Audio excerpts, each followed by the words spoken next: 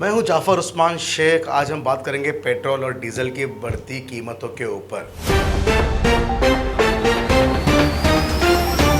जैसे कि आप जानते हो कि मुंबई के अंदर पेट्रोल हो चुका है 97 रुपये 57 पैसे और डीजल हो गया है 88 पैसा। बढ़ती कीमतों को लेकर धर्मेंद्र प्रधान जी ने ये कहा है कि ये जो कीमत है सर्दियों में बढ़ जाती है। जैसे हमने पिछले साल बताया था कि कोरोना जो है गर्मी आते कम होगा, उसी तरह की बात आज धर्मेंद्र प्रधान जो पेट्रोलियम मंत्री है उन्होंने इस बात को कोट करते हुए ये कहा कि आने वाले दिनों में मार्च अप्रैल में दाम कम होंगे। क्यों होंगे? क्योंकि गर्मी आएगी और ठंडी जाएगी। जो ठंड का मौसम है वो चला जाएगा। विंटर ख़त्म होते ही जैसे ही हम गर्मी आती है भाव कम हो जाएंगे, रेट कम हो जाएंगे। याद रखिए 2008 के वक्त जब अंतर्राष्ट्रीय लेवल पे एक बैरल की कीमत 147 रुपये थी, उस टाइम में पेट्रोल की कीमत थी 50 रुपये। लेकिन आज जब कीमत 62 रुपये प्रति डॉलर है, लेकिन कीमत आज 100 रुपये से ऊपर पेट्रोल की कीमत है।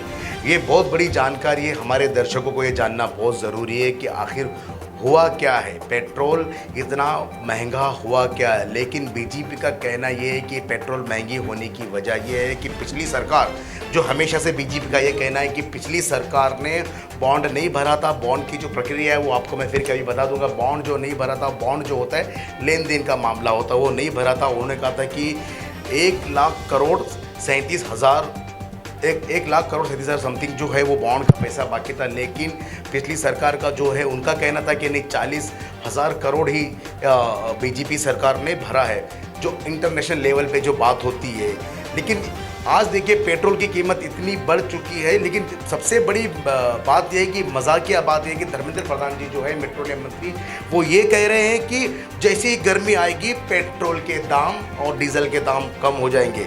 शायद ये मजाकिया लग रहा होगा आपको, लेकिन ये बात सही है। एएनआई की रिपोर्ट देखिए आप, उसके अंदर आपको ये मिल जाएगा कि ऐसी बात पेट्रोलियम मंत्री धर्मेंद्र प्रधान जी ने की है। वाकई में ये हकीकत है।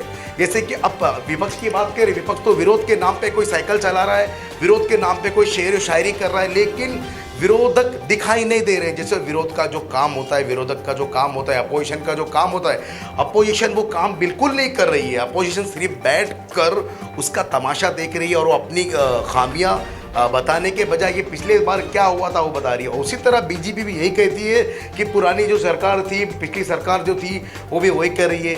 अब ये याद रखिए 2014 के बाद से 298% जो है डीजल पेट्रोल के भाव बढ़ चुके हैं। इतने हाई भाव हो चुके हैं, ज़्यादा से ज़्यादा बढ़ चुके हैं, क्योंकि ऐसा पहले कभी हुआ नहीं है। लेकिन सबसे बड़ी बात है कि जो विरोधक अपोजिशन होता है उनका क्या काम होता है?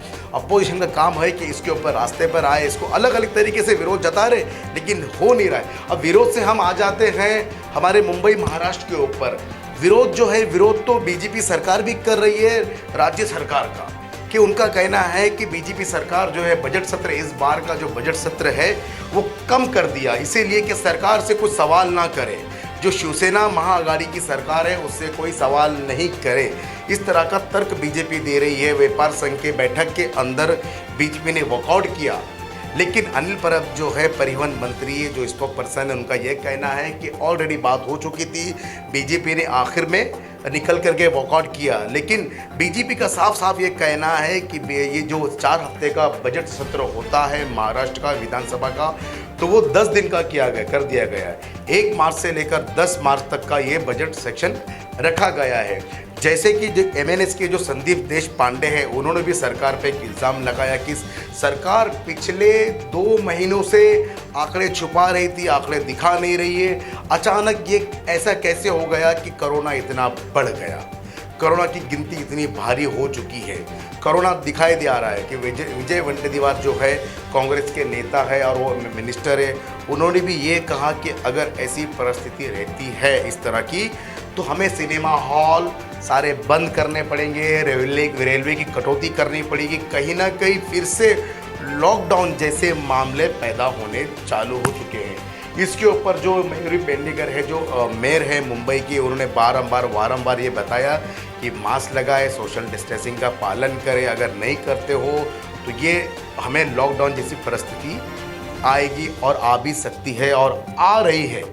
जैसे आगमन हो रहा है। तो कोई मुंबई कर हमारे लोग महाराष्ट्र, ये तो कभी महाराष्ट्र क्या पूरे इंडिया में ये लोग नहीं चाहेंगे कि फिर से लॉकडाउन हो, क्योंकि लोगों ने पिछले साल 2020 के अंदर जो कोरोना की महामारी थी उसके अंदर अपने रोज़गार खो गए हैं, रोज़गार गंवा दिए हैं, लोगों की तकलीफ़ें बढ़ गई हैं, लोगों के रोज़ी रोटी के लाले पड़ गए हैं, बहुत हालात ख़राब थे किसी के। तो अब देखिए जो जॉब थे वो जॉब चले गए हैं, जिस जॉब से पहले ही लोग परेशान थे बीजेपी सरकार से कि नरेंद्र मोदी जी को हैशटैग करके रोज़गार के बारे में बता रहे हैं और रोज़गार के लिए वो अप्लाई कर रहे हैं कि भाई हमें रोज़गार दो। एक तो पहले से ही रोज़गारी का मामला बना हुआ है, रोज़गार हमारे देश में कम हो चुके हैं, पहले से कई ज़्यादा रोज़गार कम हो चुके हैं और कोरोना ने हमारी रोज़ी रोटी छीन ली है। तो हमारी जनता जो है व्यूवर्स है उनसे भी ये कहना है कि जो सरकार कह रही है कोरोना के लिए कि आप सोशल डिस्टेंसिंग अपनाएं, मास्क लगाएं, ताकि हम आने वाले जो बुरे दिन हैं उससे बच सकें। तो मैं हूँ जाफ़र उस्मान शेख,